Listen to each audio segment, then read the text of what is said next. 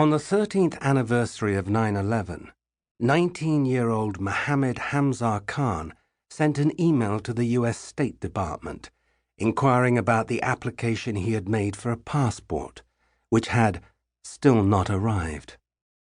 2 weeks later, Khan paid $2,679 for flights from Chicago to Vienna, and then on to Istanbul for himself and his 2 younger siblings.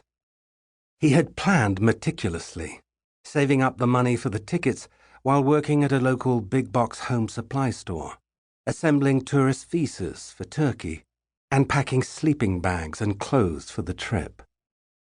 Khan had met someone online who had provided him with the number of a contact in Istanbul who would help to get him and his siblings to the Turkish-Syrian border, and from there on to the region occupied by the Islamic State of Iraq and Syria, ISIS. Accompanying Khan would be his 17-year-old sister Minna and his 16-year-old brother Khalid, all 3 excited to make their pilgrimage to the Promised Land. Minna planned to marry an ISIS fighter, while Khan himself planned to serve in a combat role perhaps, or with the group's police force. As he contemplated the trip, Khan doodled in his notebook a picture of a fighter with the legend "Come to Jihad" in Arabic behind him, as well as the distinctive ISIS flag, white Arabic letters on a black background. Meanwhile, Minna watched Salil Sawarim, The Clanking of the Swords, one of a series of 1-hour videos showing summary executions of ISIS's enemies. She later tweeted that she had watched it, including emoticons of a smiley face and a heart. Earlier that month, on September 2nd, 2014, American journalist Steven Sotloff had been executed by ISIS following a brutal imprisonment. The beheadings of both Sotloff and his fellow hostage, James Foley, also an American journalist, were videotaped, carried out off-camera, while a black-clad terrorist demanded that U.S. airstrikes against ISIS cease.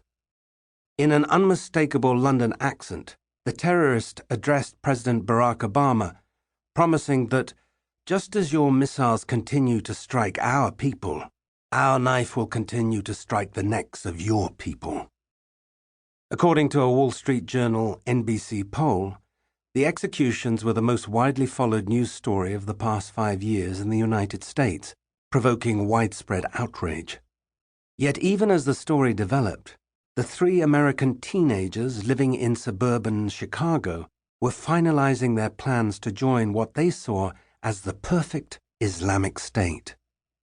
Hamza Khan and his siblings saw the soldiers of ISIS not as fanatical Taliban-style murderers, but as the creators of a utopia.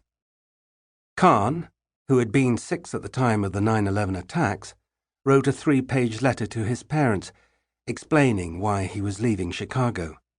He told them that an Islamic utopia had been established by ISIS and that he felt obligated to migrate there, grandly extending an invitation to my family to join him. He couldn't bear that his American tax dollars would be used to kill my Muslim brothers and sisters, and wrote that he was upset by the depravity of the West, which he described as getting more immoral day by day. He didn't want his own children to be exposed to filth like this. Writing in capital letters, Khan instructed his parents to, first and foremost, please make sure not to tell the authorities.